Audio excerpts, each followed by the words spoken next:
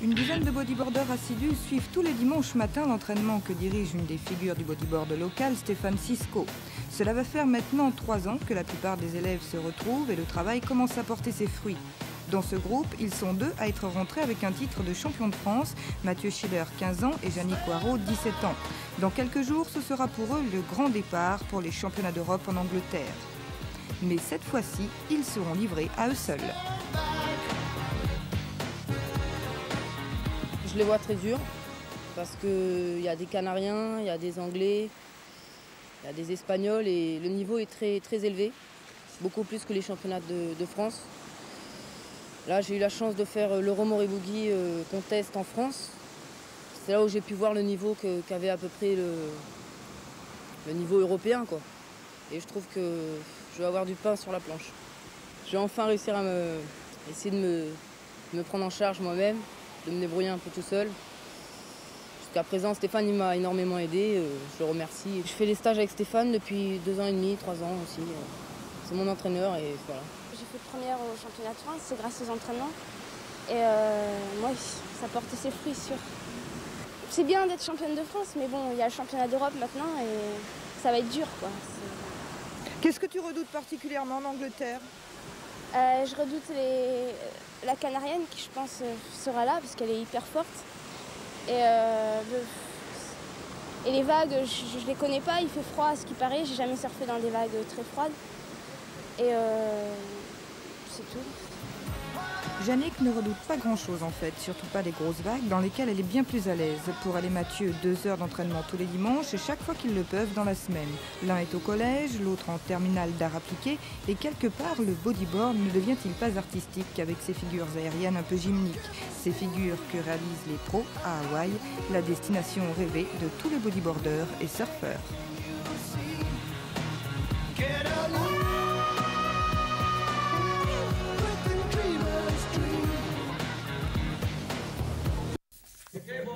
La surprise du jour, c'est lui, Mathieu Schiller, qui devance Mike Stewart lors des 16e de finale.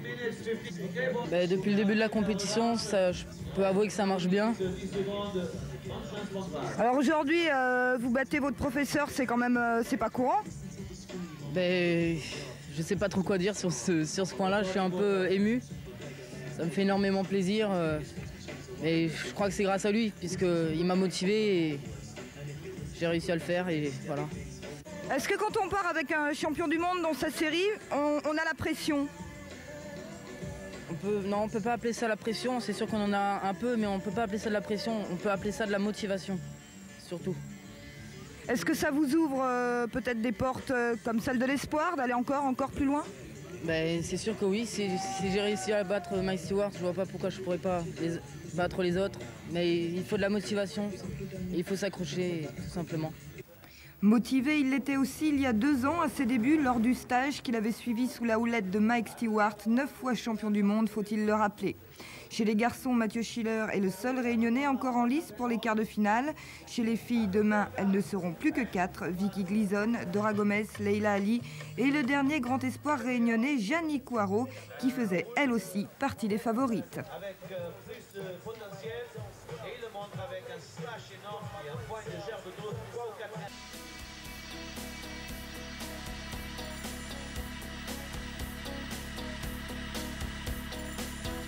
La belle aventure de Mathieu Schiller s'est arrêtée en quart de finale. Le Réunionnais a terminé 4e et dernier de sa série.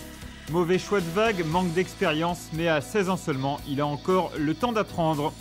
Le petit Schiller restera de toute façon la principale satisfaction réunionnaise de ce bodyboard pro avec sa victoire en 8e de finale contre le champion du monde en titre, ici le Hawaïen Mike Stewart.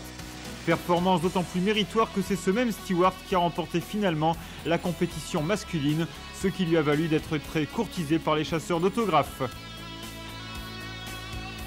Chez les dames, Yannick Coirot avait la pêche avant de participer à la finale, mais elle a dû se contenter de la 4e place, trop de stress pour sa première compétition avec les pros.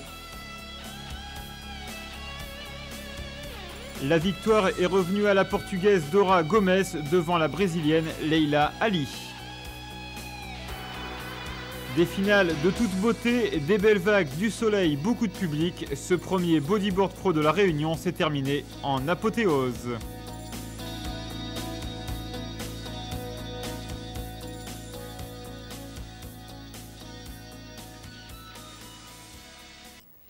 Viendra pas, depuis 2 jours, on l'appelait l'Arlésienne. Objet de toutes les attentions, jamais on n'avait autant scruté l'horizon, le ciel et consulté Météo France. Une seule question était d'actualité à Saint-Leu, va-t-elle être de la partie ? Finalement, la houle s'est levée aujourd'hui et la 4e étape du championnat du monde de bodyboard a pu démarrer avec les séries qualificatives. Les vagues ont commencé à rentrer sur le spot à partir de 13h, heure où la compétition a commencé. Et là, ça n'arrête pas, ça lève. On est passé de 1m50 à 2 m, 2m50 dans les séries. But du jeu pour nos bodyboarders, réaliser les plus belles figures, ne pas se faire lessiver lors de la prise de vague. Là-haut, face à la mer, les juges veillaient au grain avec leur batterie d'ordinateurs, de jumelles et bien sûr de lunettes de soleil. Au total, ce sont 40 bodyboarders qui ont évolué sur les vagues aujourd'hui, dont 28 réunionnais. 9 se sont qualifiés pour le premier tour. Bonne performance donc pour la Réunion, qui est d'ailleurs connue mondialement pour la qualité du spot de Saint-Leu.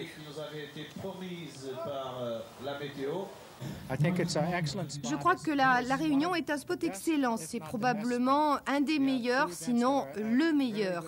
Dans le circuit, il y a 2 spots, Pipeline à Hawaï et l'île de la Réunion, qui sont numéro 1 et numéro 2. D'ailleurs, nous adorons venir ici.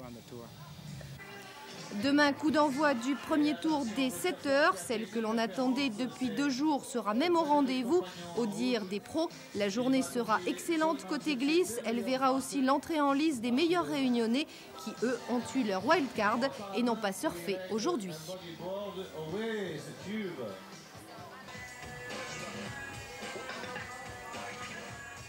Dès 13h, les séries éliminatoires de la 4e manche de la Coupe du Monde de bodyboard ont pu démarrer.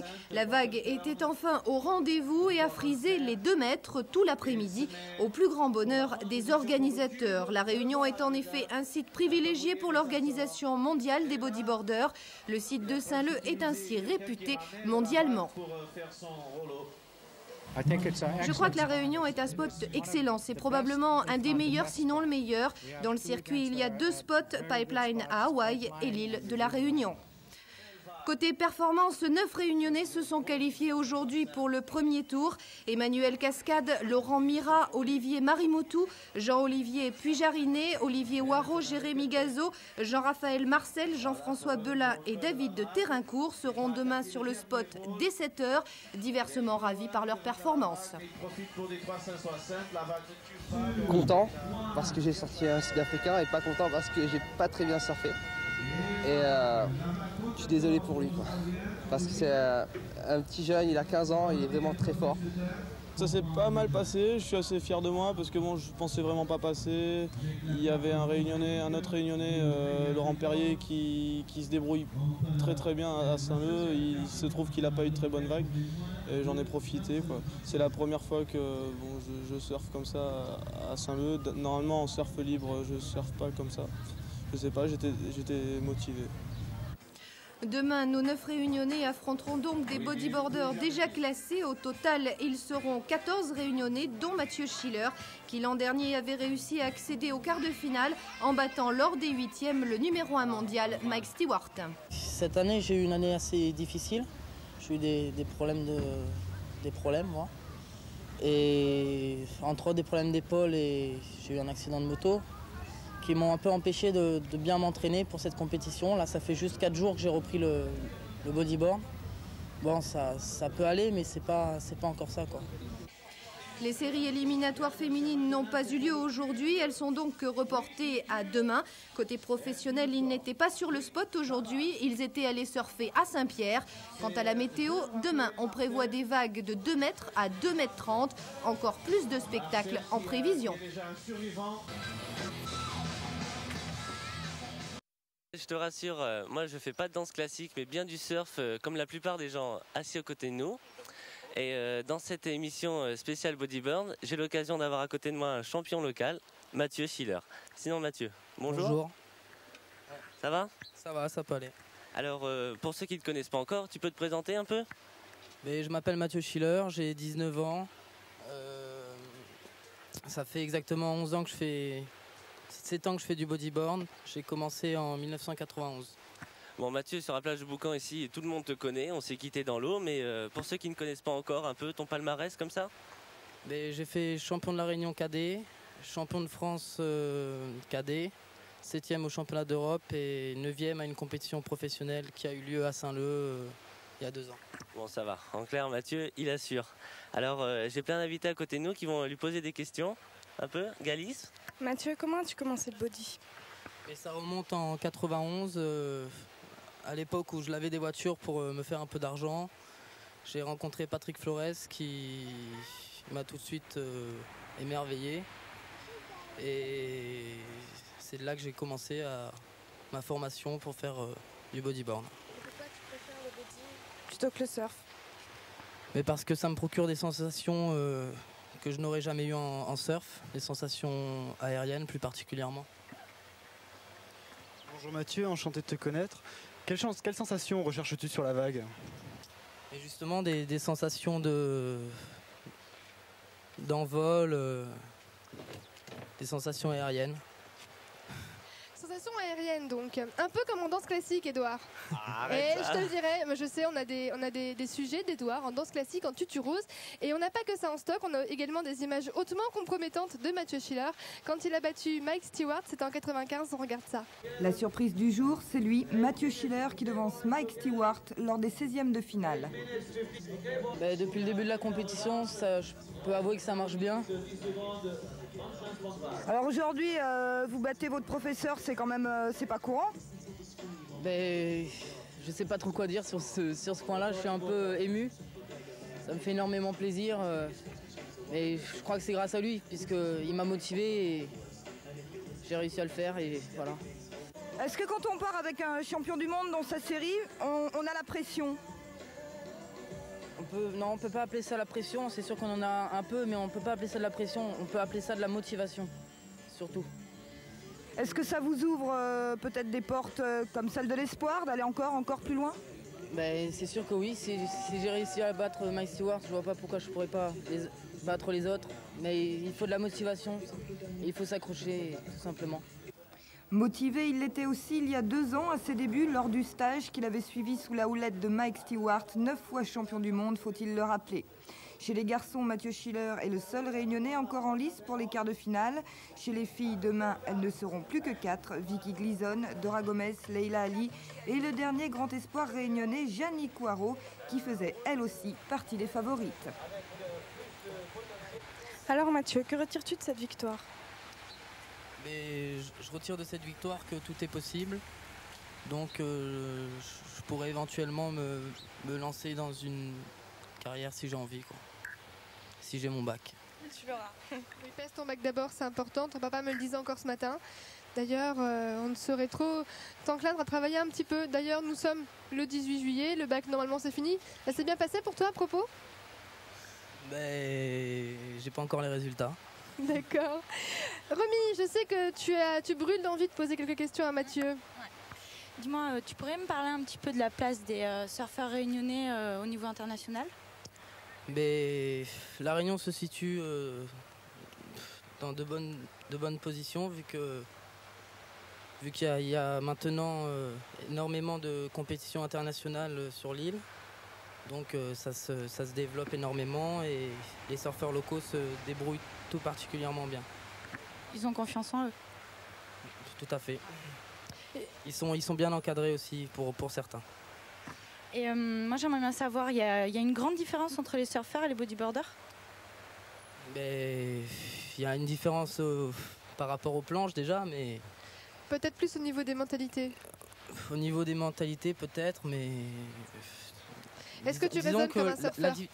La différence c'est que le bodyboard c'est un sport nouveau, tandis que le surf c'est un sport qui a déjà de longues années derrière lui. Et donc le bodyboard c'est un sport en plein apogée et qui demande à se développer. Voilà. Et est-ce que comme en surf en fait le sponsoring est indispensable? C'est primordial à partir du moment où tu décides de faire des compétitions. Mais est-ce que c'est pas une mainmise, pardon, excuse-moi, est-ce que c'est pas une mainmise de l'argent sur sur un sport de liberté? Mais je vais te dire maintenant, tout fonctionne avec l'argent, c'est malheureux à dire, mais c'est comme ça. Dans le sport, il y a le fric et le sport, je peux pas dire ça, mais il passe après, quoi. Quelle est la condition que tu préfères pour surfer? Mais le genre de conditions, quand il pleut par exemple, quand les vagues dépassent 2 mètres, quand c'est lisse, c'est tout, voilà. Tu trouves ces conditions facilement à La Réunion? Mais à La Réunion, il y a de très belles vagues qu'on pourrait comparer aux vagues hawaïennes. Mais il faut les trouver, il faut se déplacer dans l'île. En parlant d'Hawaï, est-ce que tu peux nous raconter Waimea qui quand même est du domaine mythique pour un chasseur de vagues? Mais ouais, si tu le dis, Waimea, si tu veux, c'est une vague mythique parce que déjà elle se situe à Oahu sur les îles d'Hawaï. C'est un shorebreak très puissant, très prisé par les bodyboarders et voilà. On dit souvent que tu fais bien du surf, mais comme tout le monde, il t'est arrivé de faire des erreurs. Pour toi, la plus grosse que tu as faite, c'est laquelle? La plus grosse erreur que j'ai faite, c'est sûrement d'être entré à l'eau, à pipeline, sans trop réfléchir. Et quelle a été ta plus grosse frayeur? Mais de me retrouver nez à nez avec une vague assez grosse et j'ai perdu ma planche et les lifeguards sont venus me récupérer, quoi. Bon, l'important c'est que tu sois là parmi nous aujourd'hui, hein, c'est quand même pas plus mal. Ben ouais. Alors pour conclure, je t'ai promis aussi, avant de te demander si tu veux venir au cinéma avec elle juste après, je sais qu'elle a une dernière question à te poser avant qu'on enchaîne sur le sport. Est-ce que tu es dans une sensation de rêve vraiment importante quand tu surfes? À quoi tu penses principalement? Mais disons que c'est des sensations que tu ressens intérieurement, c'est des sensations d'adrénaline qui montent. Je ne sais pas comment te dire ça, c'est à l'intérieur, c'est des frissons, des pulsations cardiaques. Et quand tu surfes pour toi, tu es dans ton monde, quoi. Ben ouais, je surfe pour moi, je surfe pas pour les autres. Hein. Tu te sens en symbiose avec la vague? En symbiose avec la vague, waouh. Mathieu, le dauphin.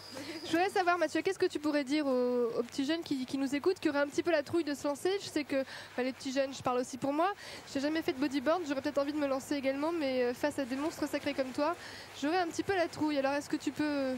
J'ai qu'une seule chose à dire, c'est que tout est possible, qu'ils se lancent et que c'est en prenant des bouffes qu'on réussit dans la vie et par la même occasion dans le sport, c'est la même chose. C'est la même chose. Bah écoute, on va souhaiter une bonne continuation.